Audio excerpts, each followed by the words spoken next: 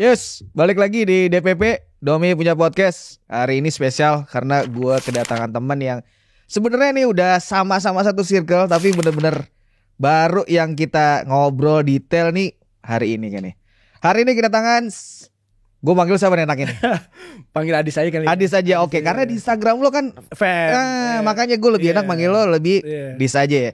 Dis, thank you banget ya, lo udah Anak mampir. disco. Aduh, Adis lo ya, bener. Dis, thank you nih lo udah mampir. Gue sebenarnya mau ngobrolin tentang sekarang lu sebenarnya punya proses kayak kehidupan yang menarik gitu kan. Mungkin banyak ada yang tahu. Menarik buat orang dia. Itu penting karena penting. bisa jadi obrolan ini tuh bisa motivasi banyak orang, ya kan? Bisa jadi ini benar-benar yang ya bisa dibilang step by step lah. Iya. Gue sih sebenarnya mau ngomongin lo tentang berkesenian yang stensil. Itu nantinya pasti akan berhubungan, relate ya.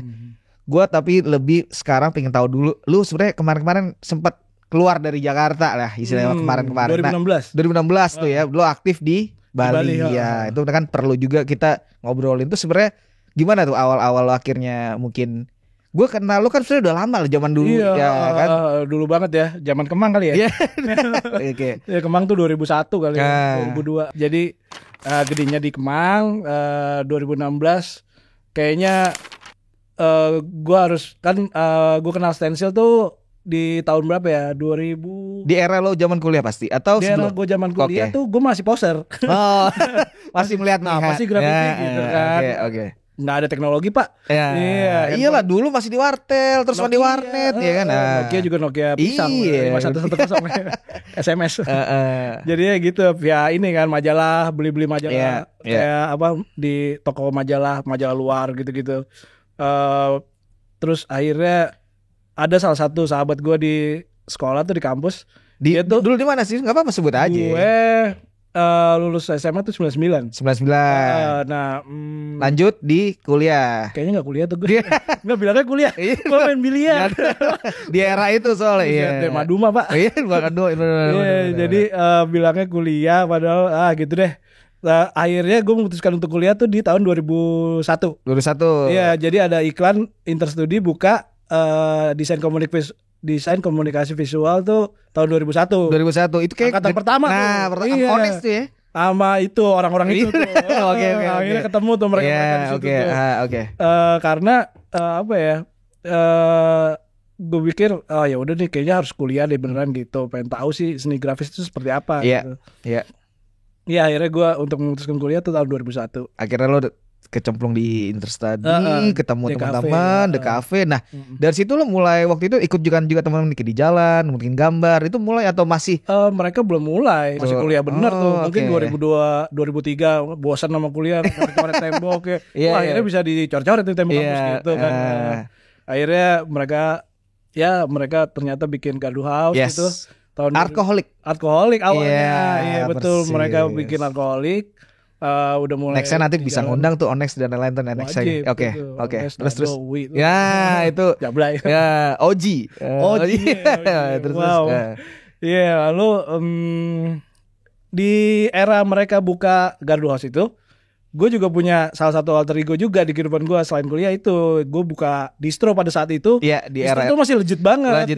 Geng gitu ya. Belum ya. Saat itu baru ada Sinikal MD ya. Oh iya. Mas Aris tuh. Iya benar. Akhirnya kita buka di Kemang, buka Insom tuh. Di situ buka distro, studio tato sama piercing. Betul. Iya itu yang bisa dibilang pionir lah gitu. Awal-awal itu yang bisa nato loh di sini yang nggak tabu lagi gitu kan, bisa piercing loh. Gitu. Di era itu masih tabu tuh.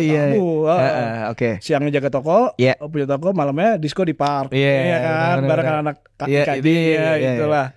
Dan akhirnya tahun berapa ya? Itu 2000 lalu tiba-tiba ada teman sahabat gue ini, dia juga memutuskan untuk gue punya ini nih, gue bisa bikin street art ikut anak-anak tapi nggak usah gambar, gak usah nyoret, dan lu juga bisa ikut nih. Karena gue tuh orangnya grafis banget gitu ya, tapi gue gak bisa gambar men. Sumpah gue gak bisa gambar. Jadi gue tuh gambar gue tuh kalau misalnya di mata kuliah gambar teori gitu ya, gue paling jelek tuh gambar gue. Gambar orang gitu, bikin model di kelas gitu, gambar gitu, gue paling jelek deh, paling cek gitu nilai gue. Nah akhirnya dia, wah iya juga ya, caranya gini, lu tinggal edit di Photoshop, foto lalu lu print ya, editan itu yang akhirnya jadi karya. Iya. Di print lalu dipotong, dan potongan itu lalu diaplikasiin ke tembok atau media lain, dan akhirnya ya jadi sampai sekarang. Dan itu jadi memang sebenarnya kalau kita runut emang lu udah melakukan stencil itu udah lumayan. Udah lumayan 20 tahunan gitu. Dan itu fokus ya waktu itu ya. Enggak. Awalnya enggak gitu. Enggak. Awalnya cuman kayak wow bisa ya ikut-ikutan anak-anak gitu. Jadi mereka gambar, kita juga ikut spraying gitu, yang ribet sendiri gitu, bawa kertas gitu-gitu. Akhirnya bisa. Iya. Di era itu selain lo siapa yang tekniknya sama stencil? Di era gue, nah itu gue akhirnya wah gokil nih, karya ini legit banget gitu kan. Gue liat tuh ada stencila ya. Stencila. Gue main ke kampusnya gitu kan. Lagi ngapain Mas Jam? Gitu kan. Lagi nyiapin pameran nih, gue mau major laser. Gitu. Wah gila gimana cara bikinnya nih, gini berapa layer? 12. Hah? Saat itu yang gue cuma tahu 2 layer gitu ya, hitam black putih, and white abu-abu 1 atau 2 abu-abu gitu. Dia tuh 12 gitu kan. Wow gitu. Nah, enggak deh, gue males gitu. Akhirnya dia pameran tuh di Major Lazer, dan gue datang ke Major Lazer. Itu mungkin pameran stencil pertama kali ya di Jakarta saat itu, yang di akomodir sama Gardu House ya. Betul. Iya, gue datang ke sana makin bikin gue kayak bisa nih gue gitu. Kayaknya nggak perlu gambar nih. Ide-ide aja gitu kan. Ide dicurahin ke aplikasi, lalu di print, lalu dipotong, lalu di itu. Jadi benar-benar lo memang akhirnya juga ternyata nggak cuma ada 3 orang. Awalnya artisan gue poser ikut gitu. Kayaknya gue bisa deh nih gitu. Awalnya Mr. Brainwash gitu dong. Betul. Mr. Brainwash tuh benar-benar yang cuman foto-foto doang gitu kan, ikut-ikut OB, ikut-ikut Shepard gitu. Aku mau juga deh. Terus si Shepardnya juga ngomong kan, lu bikin aja sendiri. Iya. Daripada lu gabut gitu kan. Kebetulan si Mr. Brainwash duitnya juga ada.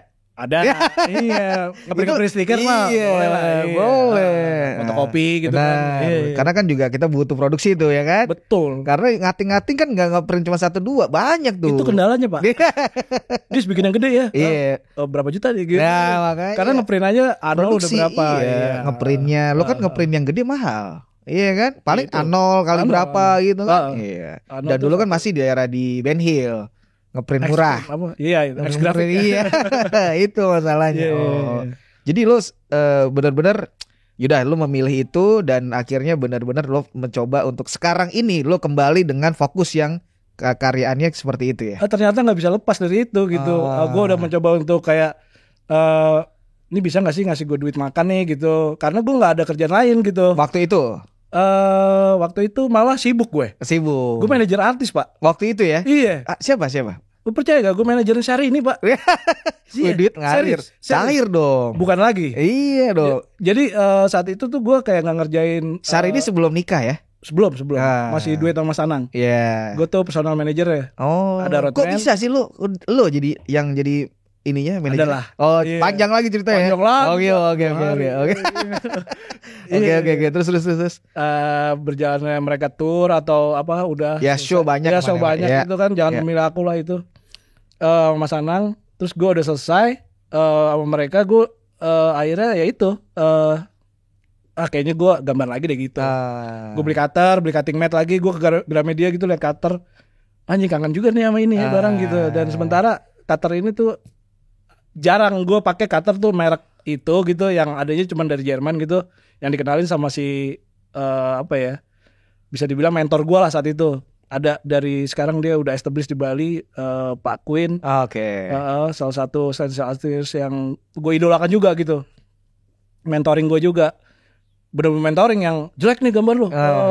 Jangan ikut-ikutan gue dong lo gitu. Cari yang lain gitu tuh ada Pak Queen tuh. Jadi benar referensinya semua dapat banyak belajar dari dia lah. Dari beliau ada Queen, ada Suf juga. Suf tuh Iman Suf. Tahu. Ya, sekarang udah tinggal di pinggir pantai nih. Iya. Yang satu udah tinggal bolak-balik London, naik Harley, yang satu udah di pinggir pantai. Gue masih gini, Pak. Proses kadang naik turun. Itu dia. Gue tuh sebenarnya juga selain nanti ngomong berkarya kan, gue juga sempet ada denger yang ada fase mungkin yang fase yang menarik atau nggak menarik yang. Buat gue menarik karena buat gue itu adalah lu berkembang step by step. Iya. Karena ini bisa jadi memotivasi orang, dan ini benar-benar yang kayak kayak gitu ya? Karena nggak semua seperti itu. Coba bisa ceritain nggak tuh? Lo tahu dong maksud gua apa pertanyaannya kan? Tahu gue. Muaranya kemana? Ya itu dia itu. Tuh coba ceritain. Itu 2016 gue ke Bali kan. Yes. Dengan kehidupan yang wah hingar-bingar tiap malam party. Itu 50-50 Pak. Jadi 50%-nya gue party, 50%-nya gue berkarya. Sebenarnya ya. Support banget gitu. Kawin banget tuh. Dapat sih. Dapat banget. Vibe-nya dapat Bali ya. Jadi commission gue banyak banget. Tembok, restoran, hotel tuh semua gue bikin. Uangnya masuk. Yoi. Buat party. Nah, gitu kan. Buat beli yang lain. Iya. Apapun itu. Iya. Iya. Karena di Bali menurut gue tuh orang yang berkarya dan butuh substance. Iya, di pengkaryaan gue juga gue jujur mengakui bahwa gue butuh substance. Gitu. Karena gue bekerja itu kayak 2 hari 3 hari duduk gitu. Nggak BM jatuhnya emang harus. Harus. Karena deadline Pak. Iya. Dan duit juga. Iya gitu. benar. Klien nanya udah sampai mana, kita belum nyampe nih Pak. Oke. Cutting. Cutting buat itu lo ada kru nggak di saat itu? Tergantung karena commission. Udah ada income kan, jadi lo bisa membantu. Iya. Itu bagi-bagi rezeki lah. Ya. Gue punya as a team lah. Iya, di Bali gue bikin kayak apa ya? Rumah kreatif gitu loh. Rumah gue tuh emang seruntulan alternative space juga. Alternative space. Gue ke Bali, gue tuh nyewa rumah gitu dan di situ bisa siapa aja tinggal di situ. Yang penting kamar gue di atas jangan ganggu. Gitu. Jadi kayak rumah gitulah. Akhirnya banyak tuh seniman-seniman yang ngumpul di situ dan ada beberapa yang suka sama cutting gitu. Jadi kayak gue punya asisten cutting gitu. Kalau misalnya menurut gue kliennya masif banget gitu, gede gitu, terus duitnya juga ada, gue bisa bayar dia, gue pakai dia gitu, buat bantuin cutting. Lu pernah paling besar tuh ukuran berapa? Yang selama lo bener-bener ada istilahnya commission atau project paling besar ukuran berapa? Kalau untuk kolaborasi sama mural artis itu bisa sampai 40 meter pernah. 40 meter loh? Iya, di 5GX itu yang banji jump. Iya. Itu loh. Temboknya 40 meter tuh dari ujung ke ujung kita yang garap tuh. Jadi mix ya antara ada si mural dengan stensil. Iya. Oke. Kalau yang stensil banget tuh paling 10 meter ke tinggi ke atas gitu. Itu oke lah, besar. Maksudnya besar ya untuk stensil besar lah. Besar dan pastinya dengan 3 meter aja untuk stensil tuh besar. Ribet Pak. Ribet. Karena tahu sendiri prosesnya gitu kan. Iya, makanya jarang diajak. Karena ribet nih ngajak ribet ngajak stensil artis itu sebenarnya kayak bawa kertas. Ntar temboknya ditempelin lakban gak nempel. Benar. Asisten apa.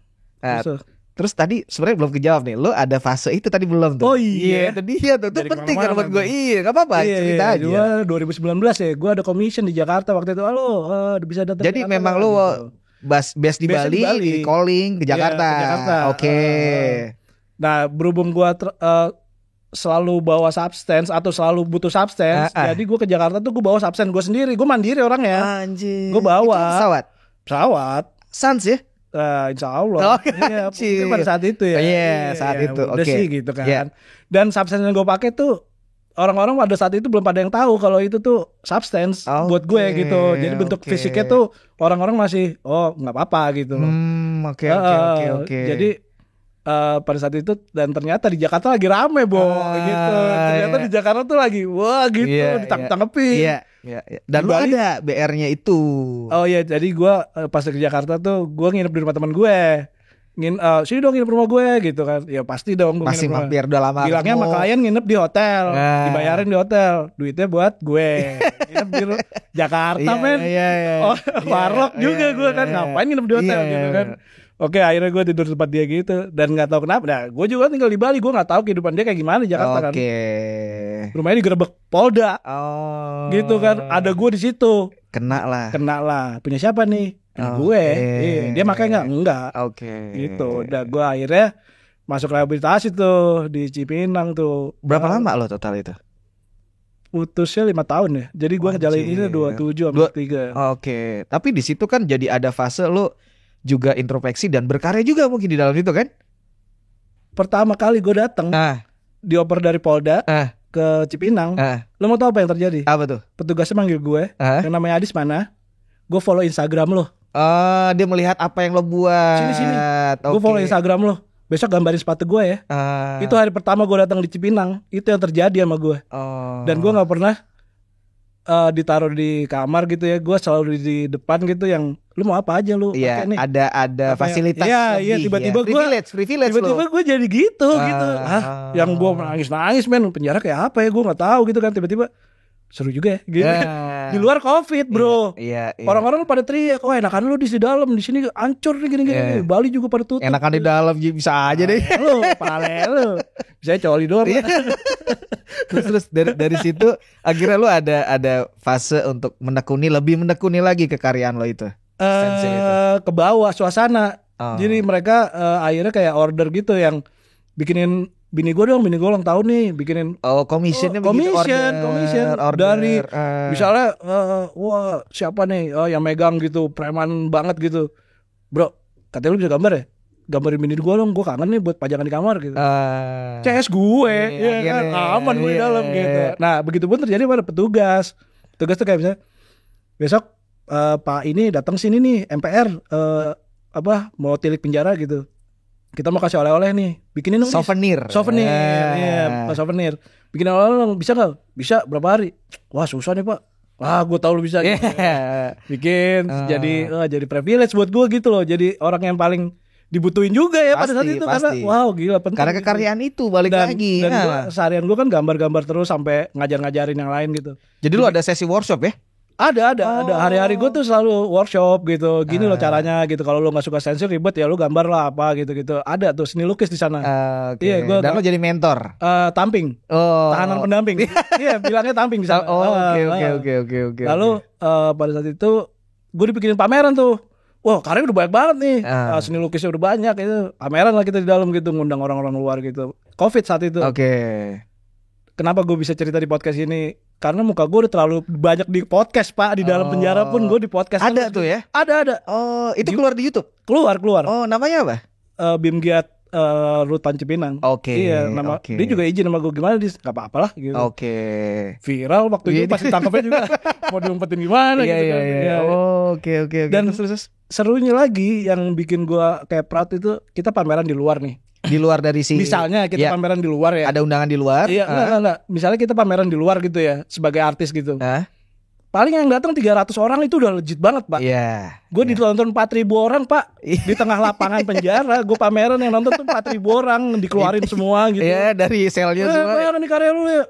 Gede hati gue itu jadi grup show atau solo show? Grup show.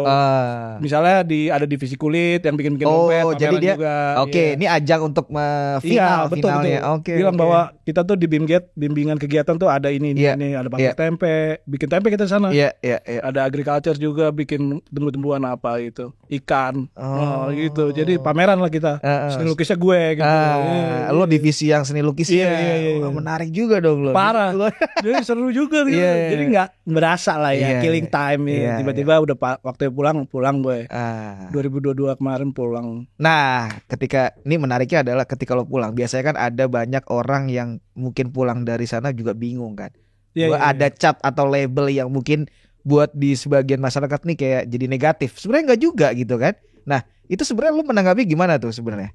Menanggapinya gue bebas. Orang mau nanggepinnya tuh seperti apa, negatif atau enggak. Karena apa yang gue lakukan waktu di dalam atau sekarang udah pulang, itu impactnya tuh gede banget buat gue gitu loh. Gue gak bisa balik lagi ke Bali karena semua yang gue punya di Bali tuh udah gue buat biaya gue kemarin di dalam gitu. Jadi gue harus memulai hidup gue lagi di rumah kecil gue nih sekarang gitu yang sama nyokap gue. Hometown gitu. lo balik lagi. Hometown gue, neighborhood banget gitu yang tempat anak-anak pada ngumpul. Iya. Oke. Jadi gue tinggal di situ sekarang, berkarya di situ dan berkarya. Jadi orang-orang yang tahu gue udah pulang pun ordernya kayak bikin commission aja. Jadi benar-benar istilahnya for good lah di Jakarta ini. Gue orangnya nggak suka dibilang for good. Nggak suka deh. Gue baru pulang sebulan aja gue udah ke Bali gitu, udah ke Solo, udah ke Jogja. Emang lo nggak bisa lepas dari Bali ternyata ya? Gue bilang sama Bali gitu kalau emang gue harus ke Bali lagi, lu panggil gue ya gitu. Gue bilang sama pulau itu, gue ngomong sama pulau itu kalau emang gue harus ke Bali lagi, tolong panggil gue ya, gue nggak punya uang buat kesana. Commission nih gitu. Jadi selalu tektok lah ya. Iya. Untungnya dia masih menerima gue Bali itu, karena Bali itu buat gue terlalu sakral gitu. Orang-orang yang gak disukain di Pulau Bali pasti dibuang. Ntar lu pasti akan punya pandangan itu. Ketika lu pendatang gitu ya, datang ke Pulau Bali dan lu melakukan hal-hal yang pulau itu gak suka gitu, pulaunya nolak men. Itu kayak secara otomatis kayak jadi percaya. Menurut pandangan gue aja gitu. Gue kan 5 tahun ya di Bali kemarin tuh 2016an tuh kayak oh si ini cabut nih, si ini gitu.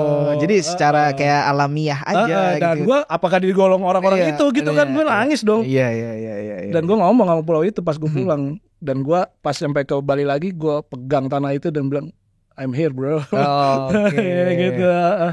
Itu waktu yang pameran sama Tasya itu? Bukan, sebelum-sebelumnya udah beberapa kali gitu. Ya? Emang lo jadi udah Jakarta Bali.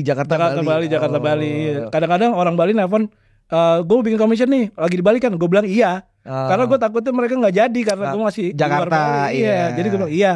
Jadi harga gue masukin harga tiket aja, gitu. Tinggal cus aja kan 2 jam gitu. Jadi kalau menariknya memang kalau dari cerita lo ini benar-benar si stencil ini sudah jadi bagian hidup lo yang benar-benar emang ini gitu, semua kehidupan yang namanya pemasukan dan lain-lain dari stencil ini ya? Iya loh, dan yang menyelamatkan gue juga kan. Jadi gue punya tagline tuh kayak my art save my life gitu loh. Gue nggak tahu main di dalam penjara kayak gitu, ternyata wow. Gila, gitu, iya. Semua di belakang kepala suku kan, kepala suku Ambon, kepala suku Palembang gitu, yang ditakutin orang-orang. Des, main kamar gue dong. Udah gitu. Gara-gara seni rupa. Gara-gara stencil. Sumpah. Oke. Iya. Jadi cair banget di sana dari karya lo ini. Iya, benar-benar itu terjadi sih. Oh gitu. Jadi nah kalau kita ngomongin soal commission ya, lu banyak juga yang memang orderannya dari orang yang kayak penting-penting atau orang-orang yang bisa dibilang wah ini bukan orang main-main, ya ada nggak seperti itu? Di penjara aja gue bikinin menteri itu Pak. Siapa? Menteri apa? HAM. Siapa? Kemenkumham. Itu gue bikin kasih ke dia dan gue besar ukurannya. Ya A2 lah. A2 besar lah. Iya. Oke. Jadi karya lu itu ada di dia tuh sekarang ya? Ada. Keren. Jadi kalau dia datang, siapa yang bikin nih? Dia mau ketemu gue gitu-gitu. Sama kayak waktu itu gue pernah bikinin juga tuh salah satu ketua MPR. Tapi gue masih di Bali tuh belum itu. Ketua MPR sekarang? Dulu siapa? Ada namanya Pak Muhammad Iskandar ya. Iya. Dan sekarang akhirnya jadi ini kan gue nggak ngerti ya gitu kan. Tiba-tiba Pak udah jadi nih. Ini lu langsung kontakan sama dia? Asistennya apalah itu namanya. Iya kan? Asprila atau apa. Iya. Mau bikin ini Bapak, bikin ini buat ditaruh di ruangannya gini-gini. Oke saya bikinin. Lalu udah jadi nih Pak, saya kirim kemana? Waktu itu gue di Bali kan. Bapak mau ketemu langsung sama yang buat. Jadi Mas terbang ya ke Bali ya, ke Jakarta ya. Terbang lah gue ke Jakarta. Datang lah gue ke kantor itu ketua umum PKB kan. Yoi. Ya di Jaksa tuh. Mau ketemu siapa Mas? Oh salah, Bapak yang ketemu saya. Ada ada tuh tengil-tengil tuh gitu. Oh Bapak kok yang mau ketemu saya? Iya Pak ini datang. Tunggu sebentar ya Bapak on the way gitu. Wah dikawal-kawal gitu. Penting nih kayaknya orang. Akhirnya mana yang bikin? Ditaruh di kamar. Dia udah nyiapin tempat buat kanvasnya, ditaruh. Terus gue salaman gitu, kayak ada fotonya gitu. Ini pencapaian yang buat lo juga? Enggak juga. Gue nggak tahu dia siapa malah. Di Bali gue nggak tahu dia siapa. Orang Bali nih nggak pernah nonton TV men. Nggak pernah tahu apa sinetron gitu, nggak tahu. Gitu. Jadi kayak penting nih kayaknya gitu. Tapi waktu awal gue pakai celana pendek. Untung lo kayak lo kemeja dong. Enggak sih kayaknya. Enggak juga. Jaket sih kayaknya. Oh jaket. Oke. Penting nih orang gitu. Itu kalau commission seperti itu dia order yang dia suka atau ada kayak fase yang emang ini gue style gue kayak gini nih gitu. Gimana biasanya kalau commission sih by order ya. By order tuh berarti kayak gue misalnya gue mau order itu sesuka hati gue atau? Iya. Oke. Jadi lo akan mengiyakan juga. Iyalah, itu kan commission beda gue pisahin. Oke. Gue pisahin sama karya gue gitu. Sampai detik ini masih baru on the way kesini aja gue masih. Wah, gawat. Cair mulu dong lo ya. Oke. Kalau nggak gitu nggak ada bensin Pak. Itu dia. Nggak ada yang salah. Sehari itu sekarang bensin gocap gue. Itu dia. Nggak ada yang salah dengan hal itu gitu. Maksudnya itu sesuatu yang memang juga bagian kan lo bisa memisahkan antara kekaryaan emang ini ideologi gue sendiri dengan yang komersil. Itu maksud gue. Jadi gue punya alter ego itu. Iya. Gitu. Jadi kalau lo mau commission yang foto anak gue nih, foto kawinan, foto pacar gue nih, Valentine Day apa, gue bisa banget tuh. Itu order via Instagram ya? Instagram DM. Okay. Soalnya banyak kan karya-karya gue juga yang gue taruh situ gitu. Jadi memang inti si Instagram itu jadi kayak etalase atau mungkin informasi lah tentang karya lo. Betul. Dan itu Instagram yang ngelamatin gue juga gitu. Karena arsiping buat gue. Penting. Lu tahu kan kejadian kemarin 2019 tuh. Habis handphone udah nggak ada. Jadi keputus di situ tuh kalau lu nanya arsip gue yang lama ada di situ. Gitu. Gue males. Itu waktu kejadian itu emang semua diambil ya? Diambil. Laptop juga gitu? Handphone kan pasti? Handphone. Tapi gak balik handphone? Enggak, barbuk Pak. Wah fuck gila. Baru beli lagi tuh. Anjir, berarti lu gak bisa kayak Pak gue copy dulu datanya ntar lu ambil deh. Gak bisa itu ya? Nggak bisa lah. Gila lu. Gue penting datanya gitu. Lu ambil handphone gak bisa ya? Bener. Bokep Pak banyak. Bokep. Oh ternyata begitu ya. Gue gak tahu tuh makanya anjir. Oh gitu. Jadi putus di situ lah. Putus. Tapi untungnya ada Instagram. Iya. Yang save ke save iya, lah. wah tahun segini sebelum gua ini pernah posting ini ya gitu. Instagram. Oke. Menarik juga ya. Berarti lu bener-bener yang lu sangat sadar juga tentang arsip. Iya. Lalu juga kan nggak semua perupa atau kayak seniman juga yang bisa mengerjakan commission sebenarnya. Karena ada rasa style gue kayak gini kalau sama itu mungkin kontrak sama sesuatu institusi kayak misalnya galeri gitu. Lu juga ya? Gua belum. Oh belum, tapi ada yang mentor gua. Nego-nego gitu pernah? Kayak lu coba dong kita jadi represent artis ini atau galeri ini gitu. Pernah ada tawaran gak? Pernah, tapi gak VIP, gak eksklusif. Jadi gua boleh ngambil commission. Oke, jadi sekarang nih gua lagi jadi artisan buat galeri di Panama sana. Panama Amerika ya. Oke. Jadi gue lagi pameran di sana. Keren gue Panama Rukan bukan apa? Bukan. Bukan beda. Panama Rukan itu. Oh iya di sana. Jadi itu lo galeri itu. Galeri namanya Madam Art Gallery gitu di di Panama. Lo mengirimkan karya ke sana. Betul, gue pameran sekaligus gue artisannya dia. Jadi kalau dia punya commission buat gue, mungkin gue berangkat ke sana atau kerja di sini kirim ke sana gitu. Iya. Dan itu sudah lama. Baru ini. Baru. Sekarang masih ongoing nih. Masih pameran. Mantap. Ada 5 karya gue di sana. Mantap. Dan itu Indonesia lo aja berarti ya? Indonesia gue aja. Wah keren. Lumayan. Iyalah itu oke lah, itu prestasi ibarat ya kan. Itu $1 Pak. USD ya kan. Iya benar. Oke. Nah gini, kalau misalnya tadi lo udah lo sama yang dari orang-orang penting misalnya ya, sama orang-orang yang tokoh-tokoh itulah. Nah kalau sama brand gimana? Ada nggak kolaborasi lo yang benar-benar gue tuh support banget sama brand lokal, apalagi punya teman sendiri gitu yang wah ini karya gue punya sepatu nih gitu. Iya sepatu lo keren tuh kayaknya. Nah ini gue oke juga nih banget nih sama sepatu ini nih, namanya Moss. Instagramnya apa tuh? Moss original kan. Oke. Keren. Jangan khawatir lo, gue bawain buat lo satu. Wih siap, thank you mantap. Wih asik. Oke. Gini lah tamu-tamu ini undang enak begini nih gitu loh. Dari Moss nih. Oke. Terima kasih Moss, mantap. Terima kasih. Jadi dia tuh buat gue cuttingannya oke, terus oke lah untuk kualitasnya juga oke untuk lokal gitu ya. Iya. Ya dengan keterbatasan yang tadi gue cerita panjang lebar tentang perekonomian gue sekarang gitu. Untuk beli sepatu tuh buat gue ntar dulu deh. Dan gue boleh ngambil sepatu berapa aja gitu dari Moss gitu kan. Buat gue terima kasih Moss. Iya. Cukup. Terima kasih Moss, mantap. Dia base-nya di mana base-nya? Base-nya di mana ya, di Jakarta, di Pluit apa di Priok. Oke. Jadi ini base-nya Tangerang, yang bosnya di Tangerang. Oh, Tangerang. BSD. Sultan BSD. Jadi lo sama brand ini kolaborasi udah lumayan lama? Belum sih. Belum. Beberapa bulan gitu, tapi kayaknya royal banget gitu, gue minta selalu dikasih gitu. Ada beberapa band juga yang support gue, brand. Apa aja contohnya misalnya? Ceritain. Maksudnya dia media punya anak-anak, misalnya lu punya brand nih. Dis kalau lu ada aktivasi bilang gue ya, gue kasih gitu. Oke, keren. Lu jadi influencer nih ya? Enggak juga. Gue juga bingung tuh. Jadi gue kayak Instagram followers cuma dikit gitu kan. Kan bukan soal followernya, tapi jejaring lo. Mudah-mudahan bisa bantu ya. Iya, jadi ada demand. Kan lo pergaulannya ngeri. Kita bukan dari segi followernya, follower bisa beli. Masalah jejaring nih ya kan. Jadi alhamdulillahnya masih bisa pakai sepatu baru gitu ya kan, masih bisa. Itulah pokoknya. Terima kasih banyak brand-brand yang masih percaya sama lo ya. Iya.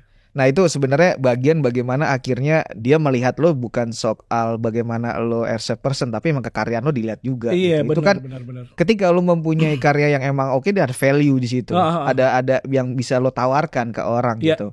Makanya gue sebenarnya sangat respect dengan seniman itu yang akhirnya mereka menemukan jalan yang bisa benar-benar bukan dilihat dari as a person aja, tapi kekaryaannya gitu. Kadang ada seniman tuh yang nggak bisa ngomong banyak juga gitu.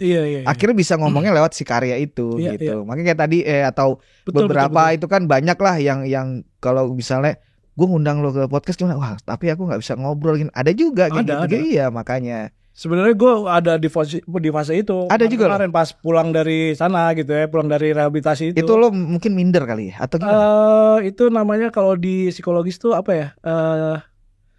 Apa sih namanya? Sindrom yang nggak pedean gitu loh. Oh. Iya, jadi gue pernah ikut juga tuh mental awareness gitu. Waktu di dalam? Enggak, waktu pas pulang ada salah satu dokter bedah saraf gitu, dia yang iniin gue, Mas, lu tuh sekarang lagi di fase ini, lagi ditolak sama society, jadi lu harus ini gitu. Sampai pada akhirnya gue diajak tur sama dia, bahwa Adis is back gitu, fam is back nih gitu. Gue diajak tur tuh Jogja, Bali, karena gue ada connecting sama orang Jogja dan Bali gitu. Di Jogja di mana? Di Jogja di Anton Ismail. Oke, itu jadi kelas pagi ya, kelas pagi itu pameran ya? Pameran. Jadi pameran daripada gue bawa di tour itu kan naik mobil ya. Iya. Road trip. Kayak band-band gitu. Tapi ini seni rupa gitu kan. Keren ya. Keren nih dokter. Iya, ada dokter Herdial, Dok. Ini dokter memang spesialis buat orang-orang yang enggak, dia tuh dulunya bedah saraf. Oke. Ahli bedah saraf. Dia ngasih stimulan kalau lah. Betul. Dia care sama gue gitu. Terus gue dibilangin gini. Oke, finalnya kayak kenaikan kelasnya gitu, lulusannya lu gue bikinin pameran ya gitu. Setahun 2 tahun pertama itu hancur banget Pak, gue gak punya apa-apa gitu. Gue gak pede ketemu orang, gue gak punya uang sama sekali. Nah, ada fase gitu loh ya? Ada. Ada. Gimana lu tinggal di rumah nyokap, lu mau minta duit? Yang ada bingung. Iya. Makan aman. Udah umur segini kita gitu ya kan? Iya. Makan aman lah, ya kan? Duit juga aman. Iya. Duit Pak. Tiut yang Iya. Punya bensin mau kemana? Iya. Benar. Jakarta. Motor ada, pakai deh motor. Bensinnya mah. Untung gue gak ngerokok gitu ya. Ya untung lah. Jadi gue gak spend uang buat rokok juga. Dan sekarang gue juga udah gak use substance gitu. Jadi gue berkarya sekarang full sober. Oke. Gitu. Clean ya? Clean. Jadi ini bener-bener lo ada fase yang emang lo jatuh banget, tiba-tiba lo ada step by step, dan lo sekarang bener-bener udah clean. Back to basic. Back to basic tuh maksudnya basic gue bandel. Maksudnya benar-benar yang tidak ada stimulan atau tidak ada yang benar-benar cutting tuh 2 hari gitu. Sekarang sober. Karena lo tadi kan cerita di awal, gue sering yang lo bilang lembur sampai 2-3 hari nggak tidur. Itu kan kalau manusia pada umumnya kan tidak melakukan hal-hal itu lah. Hancur di percintaan juga Pak. Gimana? Putusin. Ngapain 3 hari duduk? Iya.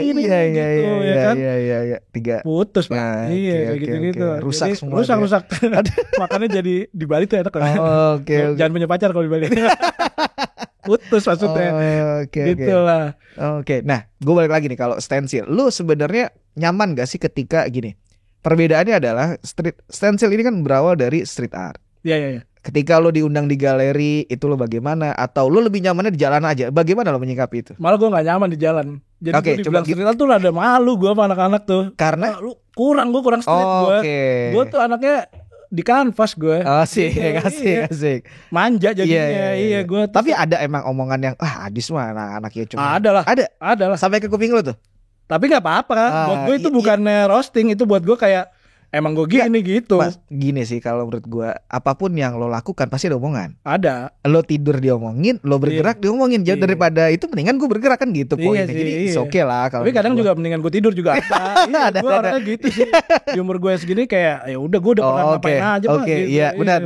Ada fase itu juga. Ada. Gue udah mikirin. Terus lo berarti berpikir bahwa ketika ada pertanyaan bahwa lo lebih enak di galeri atau jalan, lo berarti milih galeri. Oke. Iya, tapi di jalan juga gue kayak ngeliat jalan naik motor, lihat spot anjing asik nih gitu, spotted nih gitu. Gue di situ passionnya itu masih ada. Masih rasa keinginan. Masih. Terakhir di mana lo jalan? Di jalan terakhir gue di Pasar Minggu situ. Besar ukurannya berapa? A0. Bawanya biar gampang aja. Yoi. Sendiri pastinya lo? Sendiri. Kalau A0 masih sendiri lah. Enggak, grup waktu itu gue diundang akhirnya. Jaksel Crowd gitu. Ada Holy Art Space gitu di daerah Pasar Minggu. Bang, kita mau bikin ini depan hall ini kayak Gardos ada air wall gitu. Dia punya juga tuh tembok gitu. Kita mau bikin ini buat King Royal Pride. Open wall lah, open wall. Iya, oke. Itu basic kan ada graffiti ya? Iya. Dan lo main stencil sendiri? Sendiri gue. Iya, jadi highlight juga kan gitu. Dan akhirnya gue bikin udah. Nah, beberapa kali lah. Kalau soal kekaryaan, mungkin tadi lo udah mention soal lo bisa commission gitu ya. Tapi kekaryaan lo sendiri yang ada ideologi lo yang emang ini adalah karya gue, itu biasanya lo ngangkat apa sih?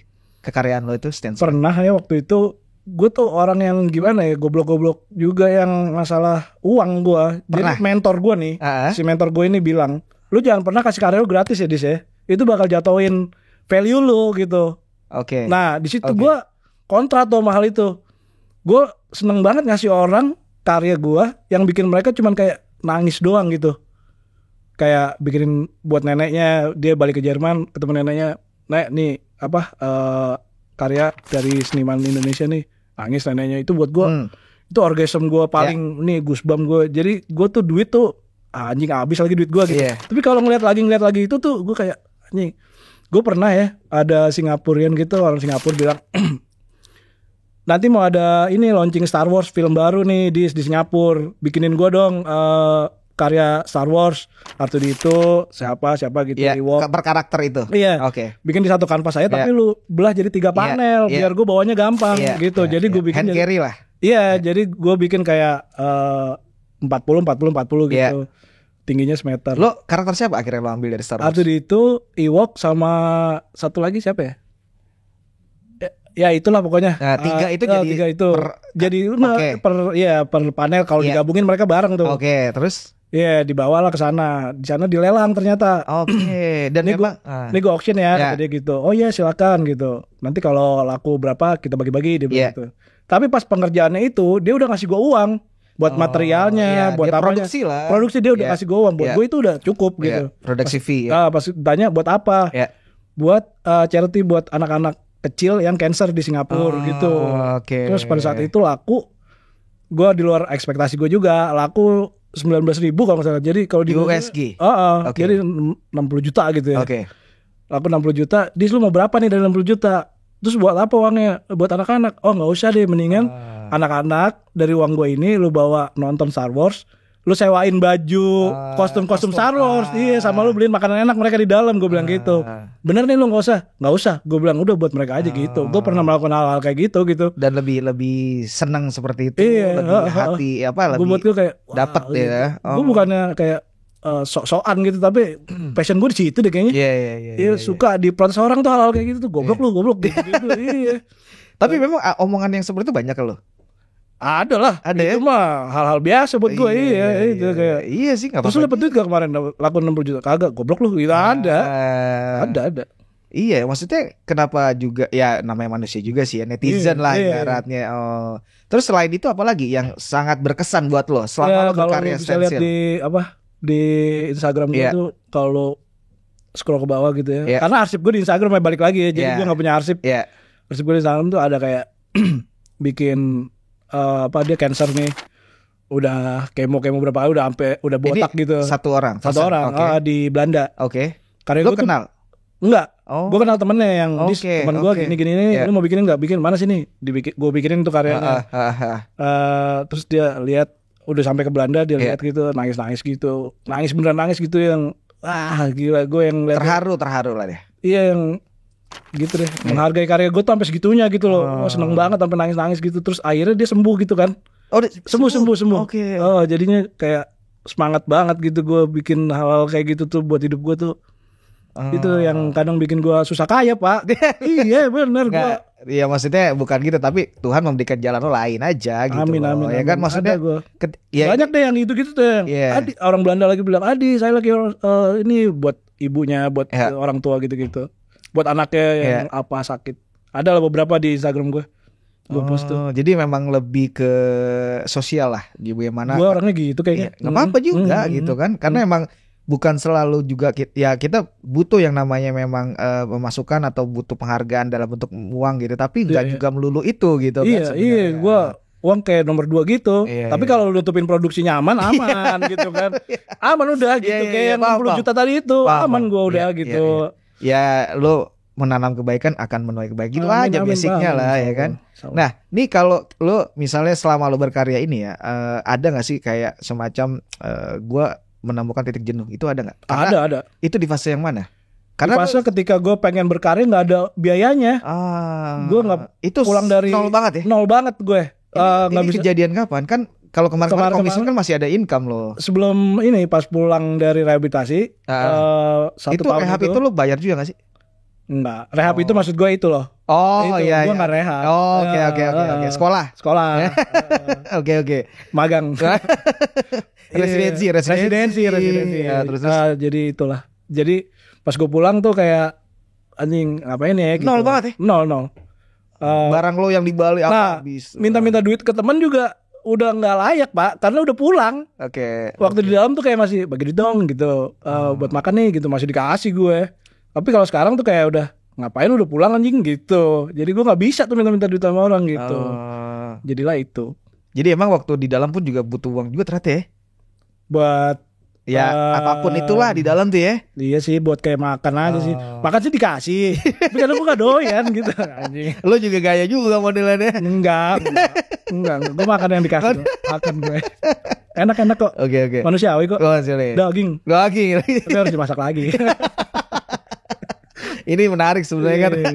Ya. Jadi lo bener-bener lo fasenya udah agak bener-bener yang wah lo ini emang penting juga lo share sebenarnya. Ini kan bagian dari cerita hidup lo juga yang bisa memotivasi yang lain. Amin. Karena juga lo bener-bener yang karena banyak banget orang yang wah kalau udah sampai ke tahap kayak gitu kan orang juga susah untuk fokus misalnya atau ngambil dengan keahliannya gitu enggak gitu kan. Nah lo sekarang ini di Stensil ini lo menemukan apa sih yang lo dapat dari Stensil ini gitu? Atau berkesenian lo ini? Iya tadi udah gue jelasin kalau My Art Save My Life ya. Itu udah Stensil yang udah nyampe. Orang tua gimana sekarang melihat? Lu ditanya gak? Lu kerja ditanya. Pastinya orang tua gak begitu paham tentang apa yang dia bingung tuh. Gue gak pernah minta duit kan. Iya lu dari mana lu? Kok ada aja duit lo ya ini. Dan setiap pengerjaannya kan gue ngerjain di kamar tuh. Dia lihat lah. Dia lihat bau ngambreng tuh baunya. Kan gue pakai cat kan. Oke. Wah berarti lagi kerja nih ada duitnya dia gitu. Gue berkarya gue. Tapi dia menanya lu kerja apa sih gitu? Ada gak? Tahu dia tahu. Tahu dia. Tahu ya. Nyokap gue juga seniman juga soalnya. Gitu. Dia nyanyi. Waduh keroncong dia. Jadi dia mengerti apa yang dilakukan anaknya. Kayak darah seninya menurun nih gitu. Iya, jadi dia tahu gue seniman. Oke. Jadi gak ada semacam kayak lu kerja dong keluar sono apa gitu. Enggak kayaknya. Bagus lah berarti ya. Oke. Jadi lo juga menemukan bagaimana akhirnya si Stensil itu menghidupi keseharian lo. Iya. Masih sampai detik ini. Terus belum putus deh. Kalau untuk kekaryaan nih misalnya sekarang ini sebenarnya untuk lo pernah solo show belum sih? Solo, Pangeran Tunggal pernah? Mestinya kemarin tuh gue solo, tapi yang tour gue itu. Tapi buat gue tuh kayak gue cuman bawa beberapa kanvas kan atau 9 atau 8. Jadi gitu. Semua proses karya di Jakarta lo bawa ke sana. Jadi nggak ada yang bikin di sana ya? Nggak ada. Oke. Jadi ternyata lebih keren lagi kalau misalnya gue ajak bro-bro gue nih gitu. Misalnya di Jogja gue ajak yang circle deket gue gitu. Isrol gitu misalnya Mas Sigit, Mas Bimbo, Pangestu, Bertis gitu. Dan mereka ayo gitu kan. Wow seneng banget gue gitu. Mereka, parah gitu. Udah di Jogja, di Bali juga gitu. Sama bro-bro gue juga gitu. Yang circle gue deket aja gitu 5 orang gitu. Untuk dibikin grup show ini ya. Tapi tetap highlightnya gue gitu. Oke. Lo sekarang kan ke Jakarta banget nih ya. Lebih di Jaksel lah nih. Nggak mau gue. Lo Jaksel tuh maksudnya tuh pinggiran tuh ya kan. Bisa dihindarin. Di Jakarta sendiri untuk yang memang menekuni yang sama Stensil lo ada siapa aja lo tahu nggak? Bisa tahu. Waktu zaman gue masih berkarya tuh yang fokus Stensil gitu. Dulu tuh banyak DM masuk gitu kayak misalnya Mas itu pakai kertas apa sih? Mas itu cara tandingnya gimana sih? Pakai aplikasi apa, bentuk pecah warnanya itu ada, dan sekarang udah legit orangnya. Pas gue balik ke Jakarta, anjir ini dulu yang DM gue nih. Iya gitu. Siapa orangnya bos? Ada salah satunya ada Dex gitu. Ada Oci juga yang gue gak pernah ketemu, cuma ketemu di DM, tiba-tiba ketemu kemarin ini baru akhirnya kita ketemu ya Mas gitu-gitu. Jadi itu buat gue kayak ini nih gitu. Jadi penyemangat juga ya. Iyalah. Karena bisa dibilang kenapa gue nanya ini, karena kan gak begitu banyak orang yang memfokuskan. Gue malah cuma kenal 3 orang ini atau satu lagi di Jakarta ini. 4 gitu. 4 ini ya. Jadi malah 5 tuh. Iya. Paling sama Mas Jawe tuh ya kan. Adek terus Oci, Dono, ada satu lagi Dono Way itu. Udah sih. Itu aktif ya sekarang ini ya. Buat gue yang masih aktif itu sih dalam Instagram ya. Postingan itu masih Stensil gitu loh. Iya. Karena bagaimanapun memang kalau gue lihat si teknik Stensil ini gimana ya, nggak semua orang melakukan. gitu loh. Cukup gue sering tuh ngetes orang kayak gitu. Gampang gitu. Nih gitu kan. Karena gue ngajar juga waktu di Bali tuh gue sempat beberapa kali kelas workshop, gitu. ada workshop. Oke. Terus gimana? Orang pasti tinggal nyemprot doang gampang tuh Mas gitu kan. Coba. Cutting gitu gue juga bisa gitu. Gue kasih kertas sama cutter kan. Iya. Semenit, 2 menit, 5 menit dia taruh pasti gitu. Itu 5 menit ya dia pasti taruh. Gue udah berapa kali gitu. Susah juga ya. Jadi gue yang 2 hari, 3 hari gitu. Nah, kalau untuk dari segi perkembangan stensil ini ya, itu kan dari tadi mungkin kalau kita lihat manual banget lebih cerita manual, tangan. Nah, itu kedepannya karena kita sekarang ngomongin teknologi kan pasti berkembang. Ada nggak sih yang namanya laser cutting? Udah ada. Ada laser cutting? Udah ada. Kalau Shaver Ferry itu sekarang udah nggak cutting, Pak. OB itu sekarang udah nggak cutting.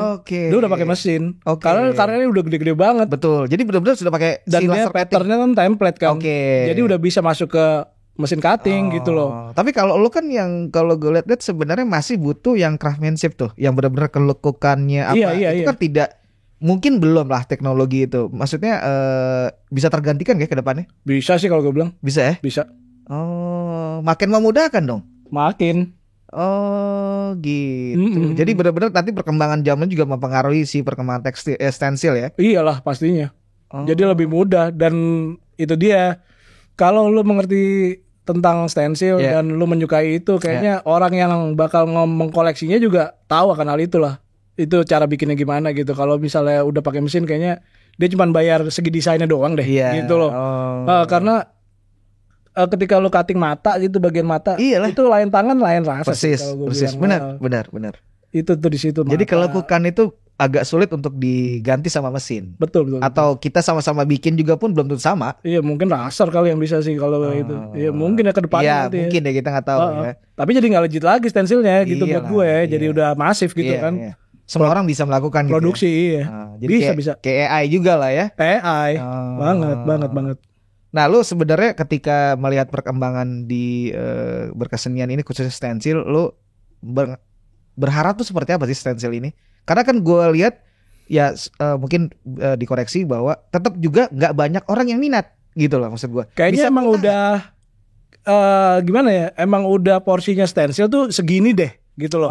Mau di luar negeri kayak mau di mana gitu yang gue udah amatin gitu ya. Emang cuman segini aja kita gitu. Udah ada tahap mentoknya di situ. Iya, gitu. Emang nanti berganti nih, mungkin ada beberapa lagi artis baru dan bisa dihitung pakai tangan juga, gitu. Nggak yang masif satu kelas 40 orang stensil semua, enggak. Kalau gue bilang emang gitu. Yang bisa gambar banyak, tapi lebih suka yang mudah kayaknya. Stensil ini buat orang-orang yang ada keanehan, gue bilang. Agak lain. Dia telaten soalnya kan. Bukan telaten lagi Pak, itu udah bunuh diri sih kalau gue bilang. Iya. Jadi lu selama lu berkarya paling banyak layernya berapa bikin? 7 gitu. 7 ya? Iya. Tergantung sih. Kalau misalnya cuma A3-an gitu yang cuma sampai duduk sebentar sih 7 bisa. Wah gila. Kalau udah yang masif-masif gitu 4 lagi udah cakep banget itu. 4 udah detail banget. Detail iya benar. Biasanya orang kalau masif kan bikinnya 2 atau 3 gitu, abu-abu 1 gitu. Iya basic ya. Standar kan black and white kan. Iya benar. Itu udah cukup. Artis stensil pertama kali kan cuma font-font doang kan. Benar. Huruf-huruf doang. Sebenarnya itu pernah juga kita ngomong, gue sempat nyari kayak dulu di era jajahan Jepang itu mereka sebenarnya udah memainkan stensil. Iya. Kayak Jua, Merdeka itu mereka pakai itu gitu. Iya benar. Teknik itu sudah memang lama gitu sebenarnya. Udah gue pelajarin juga itu. Iya makanya itu menarik kan sebenarnya. Banget. Jadi kayak tagging daerah gitu kan. Militer pun pakai itu. Militer itu pakai nomor-nomor tank, nomor rudal tuh pakai stensil. Iya benar. Di jalan-jalan yang kita itu tuh stensil. Benar. Jadi benar-benar aplikasinya bisa kemana-mana ya. Bisa. Nih lo sendiri apa sih yang lo mau pencapaian ke depan nantinya di berhubungan dengan stensil? Apakah tunggal itu ya? Di pengkaryaan gue juga banyak yang suka, banyak yang enggak gitu loh di karya-karya gue tuh. Karena karya gue tuh agak sedikit gimana ya, susah diterima juga ya buat orang-orang yang nggak ngerti gue gitu. Misalnya lu suka yang cewek-cewek, lu suka si stensil artis ini, lu suka yang binatang-binatang, lu suka stensil artis ini. Kalau gue tuh mainnya lebih ke apa ya, gue suka yang tiba-tiba kemarin Gal Gadot di band gitu ya. Nggak apa-apa kan gue sebutin? Iya nggak apa-apa dong. Karena dia Israel gitu. Gue malah bikin karyanya gede banget. Gue bikin Gal Gadot tapi pegang sayur Pak. Pegang wortel dia. Iya. Jadi food not bomb gitu loh. Jadi lu bagi-bagi makanan aja, gak usah perang gitu maksud gue. Oke, ada pesan yang mau lo sampaikan di situ? Iya dong, di karya gue pasti ada pesannya deh. Yang berhubungan sama politik ada sensitifnya lebih? Akan gue bikin nanti buat kedepannya. Gue bikin apa kalau boleh jadi tahu? darah gue nih kalau dibelah tuh anarki kali ya. Iya, jadi dari dulu mungkin karena gue punk rock dulunya kan waktu gue tuh awal. Kan lu ngeband juga dulu. Iya, gue tuh gede di era skena itulah pokoknya. Oke. Lalu gue pengen bikin tuh kayak apa ya? The only good system is fuck the system buat gue. Karena apa ya? Kemarin nih baru berapa hari ada gue denger scrolling polisi suami istri. Bakar. Suaminya main judi online. Iya, dibakar kan? Dibakar sama istrinya. Yes. Berarti dua-duanya punya sense of kriminalitas Pak di dalam diri kita nih 50%. Lu nggak bisa lu jadi, gue suci banget nih. Polisi aja yang udah sekolah Pak, yang hancur-hancuran aja. Dia punya sense of kriminalitas di tengah-tengah dirinya. Yang satu main judi online kriminalitas. Yang satu, gue bakar lo gitu. Sistem apa sih ini gitu. Buat gue itu sih, gue bukannya institusinya yang gue ini, tapi di dalam diri kita nih ada Pak. Segitu. Jadi lu gak bisa denial sama orang-orang kayak gue yang pernah masuk penjara gitu. Gue emang bandel tapi sekarang udah oke lah. Ya, karena ada kalimat the best system in the world is sound system. Nah itu gue sering dengar tuh. Kalau gue udah itulah gitu gue sama sistem yang kita bangun tuh sebenarnya sistem yang mau kita ikutin yang mana sih gitu. Yang kita hero-heroin pahlawan kita nih. Bakar-bakaran Pak gitu.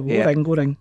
Jadi benar-benar di setiap karya pasti ada pesan pasti dan yang paling fenomenal ada nggak sampai viral gitu, ada nggak? Gal Gadot itu kemarin itu viral banget ya? Lumayan. Oke. Karena itu kan dibikin nih sama salah satu yang endorse gua kaos gitu ya, dibikin sama dia. Nah dia nih Palestina banget nih sekarang nih. Jadi kayak dia tuh megang kaos itu aja malas gitu gara-gara ada Gal Gadot itu. Buat gua kayak keren, maksud gue ada di mana gitu apa bikin dia nggak mau dijual kaos gue jadi ditumpuk aja udah nggak mau dipamerin. Sampai detik ini nggak ada. Sampai detik ini. Jadi benar-benar nggak ada pembelian, nggak ada penjualan. Nggak ada. Tapi orang banyak yang nanya, gue mau kaos yang itu dong ada di mana? Ntar deh gue bilang gitu. Ntar bisa gue bikin sendiri bisa. Oke. Dan gue punya satu gitu. Ada beberapa tapi dia nggak mau jual karena itu ada Gal Gadot ya. Gitu. Karena ya, tapi buat gue itu message gue tuh ada di situ bikin lu males tuh keren. Ini kan itu ibarat jadi kayak anjir ini sempat viral yang dengan isu yang Palestina tiba-tiba ada kekaryaan yang megang wortel itu tadi. Jadi gue nggak sebenarnya kalau lu tahu message gue tuh apa ya, lu harus mikir lagi gitu loh. Jangan lu mentah-mentah message gue tuh gitu. Figur sama message-nya tuh pasti ada. Iya. Nih sebenarnya gue pengen banget ngobrol panjang banget nih, cuman karena kita adalah yang nanti lah part 2 part 3 bisa next ya, siap ya. Pameran dong. Nanti gue memang rencana sih di Jakarta belum ada. Nah ini dulu banget dulu. Itulah kenapa gue mengundang lu kemari. Keren tuh. Ini salah satu poin gue nantinya ke depan. Nanti setelah ada beberapa obrolan ini gue kumpulin nih teman-teman. Bener ya? Iya. Keren. Nanti gue support. Gue udah kontak beberapa teman-teman yang khususnya stensil. Karena memang gue pingin fokusnya ke tematik yang memang stensil. Karena bagian dari mana ya itu tadi kita udah cerita nggak terlalu banyak. Ya kan di Jakarta lu mungkin udah absen cuma 5-an lah ya kan. Iya. Nah itu dia kalau dikumpulin jadi satu kan jadi hal yang menarik. Mungkin satu orang 5-5 gitu. Nah itu dia nanti nextnya gue bakal ngobrolin itu dan itunya ke depan itu salah satu yang emang output terbaiknya jadi pameran. Keren. Terima kasih banyak lu juga. Gue sama banget. Kesempatan datang sini bisa ngobrol banyak tentang apa yang terjadi gitu kehidupan gue kayak gimana. Yoi itu menarik. Buat gue menarik banget karena apa yang tadi diomongin sama Adis ini bisa dibilang ini bagian dari mana ini dia proses ya. Namanya orang proses itu kan ada lika-liku. Terus nanti ada hambatannya. Kerikil kecil tuh hal yang biasa gitu loh. Ini salah satu obrolan yang menurut gua bisa yang namanya tadi lu dari from zero ya sebenarnya. Dia benar-benar dari nol banget ya. Sampai sekarang dia sudah menikmati kehidupannya dengan satu jalan yang dia pilih berkesenian, fokusnya di stensil. Thank you banget Dis sudah hadir di DPP ya. Thank you banget. Lama banget gak ketemu ya. Amin. Ntar ketemu lagi kita. Yes. Next ngobrolin lagi. Harus dong. Thank you banget. Pameran kita. Yes. Pasti. Gua akan undang yang lain. Tunggu loh. Jadi grup show yang lebih menarik ya. Yes.